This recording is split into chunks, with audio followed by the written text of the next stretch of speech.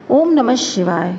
नमस्कार दोस्तों, आज मैं आपको इस वीडियो में बहुत ही ख़ास बात बताने वाली हूँ दीपक के बारे में, जो कि हम कुछ गलतियाँ कर देते हैं दीपक जलाते समय। और जब भी हम दीपक जलाते हैं तो ये छोटी-छोटी गलतियाँ हमारे लिए बहुत ही दुखदाई होती हैं, कष्टदायी होती हैं। हम जब भी दीपक जलाते हैं, चाहे वो सुबह के समय हो या शाम के समय हो, तो दीपक जलाने के कुछ नियम होते हैं।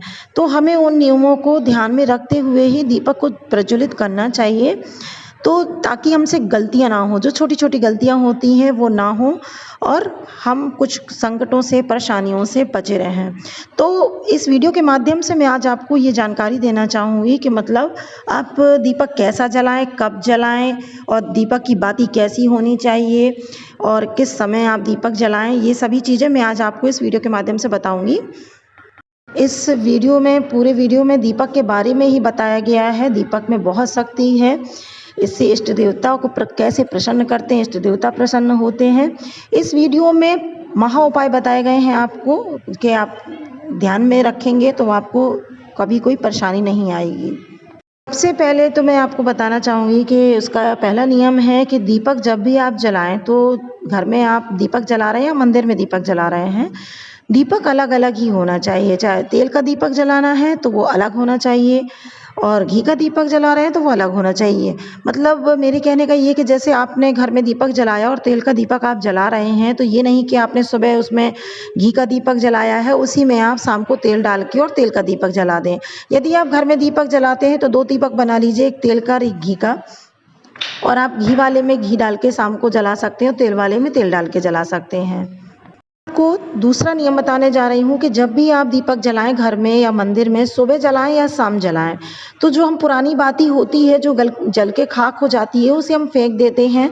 तो उसे कहीं यहाँ-वहाँ नहीं फेंकना है, आपको गमले में ही रखना है। अपने घर के जो गमले हों, पौधे हों, उसके पास रखना है।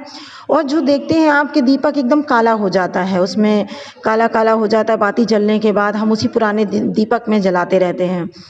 तो ऐसा आपको बिल्कुल नहीं करना है। आपको उस दीपक को साफ़ करके ही, उसकी कालिक छुटाकर, आपको उस दीपक को साफ़ करके ही कपड़े से पोंछकर आप जलाएँ। जब भी आप दीपक जलाएँ तो कपड़े से पोंछ लें, काला होता है उसको साफ़ कर लें।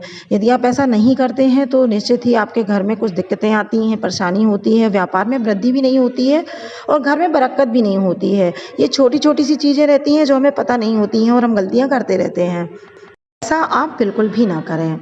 अब मैं आपको तीसरा नियम बता रही हूँ दीपक जलाने का, जो कि स्कंद पुराण में भी वर्णित है कि चाहे वो पीपल का पेड़ हो, आंवले का पेड़ हो या आपका बेलपत्र का पेड़ हो, कहीं भी आप घर के बाहर दीपक लगा रहे हैं या मंदिर के बाहर दीपक जलाएँ। मतलब मंदिर के अंदर की मैं बात नहीं कर रही हूँ, यदि आप मंदिर के बाहर दीपक जलाते हैं या घर के अंदर नहीं, घर के बाहर दीपक जलाते हैं, तो कभी भी आपको दीपक में ज़्यादा तेल और ज़्यादा घी नहीं भरना चाहिए। वो अच्छा नहीं माना जाता है। कुछ लोगों को ऐसा लगता है, कुछ लोग ऐसा मानते हैं कि यदि हम घी और तेल ज़्यादा दीपक में डाल देते हैं तो देवता प्रसन्न हो जाते हैं। ऐसा नहीं है। यदि हम आंवले पीपल के पेड़ के नीचे या मंदिर के बाहर दीपक जलाते हैं, प्रज्वलित करते हैं, मंत्रों का उच्चारण करते हैं, हमें दीपक में इतना तेल और घी डालना चाहिए कि जब तक हम वहाँ बैठे हैं, मंत्रों को पढ़ रहे हैं, 108, 11 जो भी आप मंत्र पढ़ रहे हैं, उतने समय तक ही दीपक को जलना चाहिए। क्योंकि आप वहाँ से चले गए, आप उठ के चले गए और आपका जो मंत्र उच्चारण किया आपने, आप जब तक उच्चारण किया तब तक बैठे आप, उसके बाद आप अपने घर वापस आ गए। तो जो हवा चली, आंधी चली, कुछ भी हुआ, किसी भी कारण से आपका हवा से दीपक बुझ जाता है, तो उसमें जो घी बचता है या तेल बचता है, तो वो नहीं बचना चाहिए, वो अच्छा नहीं माना जाता है। ऐसा यदि होता है, आप घी छोड़ाए और तेल छोड़ाए और आपका दीपक जल रहा है, आपका मंत्र हो चुका है, आप वहाँ से उठ के आ गए हैं, तो ऐसा होने से आपके जीवन में रोग उत्पन्न होते हैं, आपके घर में रोग उत्पन्न होते हैं। तो ऐसा आपको बिल्कुल भी नहीं करना है। आप जब भी दीपक जलाएँ, मंत्रोच्चारण करें, तभी तक ही आपका दीपक जलना चाहिए। इसलिए दीपक में उतना ही घी तेल डालें जितनी ज़रूरत है।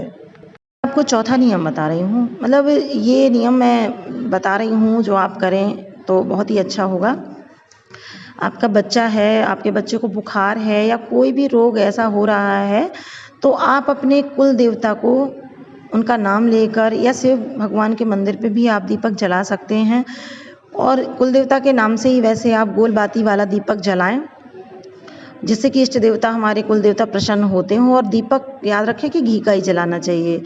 और घी का दीपक आप जलाते हैं उसके बाद जो उसमें जलने के बाद बाती निकाल लें और जो दीपक होता है उसको धुल लें, एक पात्र में धुल लें, आप बर्तन में निकाल लें। और धुलने के बाद जो उसका पानी निकलता है दीपक का, उसको आप पानी में, बाल्टी में पानी में मिलाकर बच्चे को स्नान करा देंगे तो ऐसा करने से आपके बच्चे का जो रोग होगा, बुखार होगा, तो वो कम हो जाएगा, धीरे धीरे कम होने लगेगा। तो ये उपाय आप ज़रूर करें। अब अगला उपाय है कि दीपक की बाती जो होती है जलने के बाद, तो उसको दोबारा यूज़ नहीं करनी चाहिए। कुछ लोग क्या करते हैं, गलतियाँ कर देते हैं, मैंने देखा भी है ये कि बाती होती है वो आगे से कहते हैं खुटक दी जाती है, उसको तोड़ दी जाती है, जली हुई जो नोक होती है उसको तोड़ देते हैं, दोबारा जला लेते हैं। बल्कि ऐसा नहीं होना चाहिए भाई, आप दोबारा रुई की बाती बना लीजिए, मार्केट में बनी बनाई बाती भी मिलती हैं, तो एक बाती हम दूसरी लगा सकते हैं। बाती का इस्तेमाल करना चाहिए, पुरानी बाती का हमें इस्तेमाल नहीं करना चाहिए, ये हमारे अच्छा नहीं माना जाता है। अब मैं आपको बता रही हूँ कि अगला नियम है जो कि गोल बाती। बाती दो प्रकार की होती है, आपने देखा होगा, लंबी बाती और गोल बाती। तो गोल बाती आपको कब लगानी है? गोल बाती का हमें प्रयोग करना है देव के लिए, जो देवता होते हैं उनके लिए हमें गोल बाती का प्रयोग करना है। और यदि देवियों के लिए, देवियों के लिए हम बाती लगाते हैं तो लंबी बाती का उपयोग करना चाहिए। देवी के लिए लंबी बाती का उपयोग करना चाहिए, पितरों के लिए लंबी बाती का उपयोग करना चाहिए।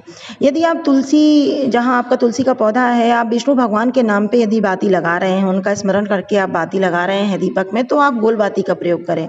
और यदि तुलसी के पौधे के पास आप माता लक्ष्मी को स्मरण करके उनके नाम की बाती लगा रहे हैं, तो आपको लंबी बाती का प्रयोग करना चाहिए। तो ये कुछ नियम थे जो कि हम नहीं जानते हैं, तो आज मैंने इस वीडियो के माध्यम से मैंने आपको कुछ जानकारी दी है। और मैं आपको एक बात और बताना चाहूँ कि बरगद के पेड़ के नीचे आप कभी भी बाती लगाएं तो आप हमेशा गोल बाती ही लगाएं। तो ये थी आज की कुछ जानकारियाँ जो कि हम घर में भी गलतियाँ कर देते हैं या मंदिर में भी गलतियाँ कर देते हैं। तो ऐसा आपको नहीं करना है, पुरानी बाती का प्रयोग नहीं करना है, आपको फुल बाती का प्रयोग करना है, कब आपको लंबी बाती का प्रयोग करना है, कब किस समय आपको दीपक का उपयोग करना है। तो मैंने आज इस वीडियो के माध्यम से आपको ये सारी जानकारी दी है।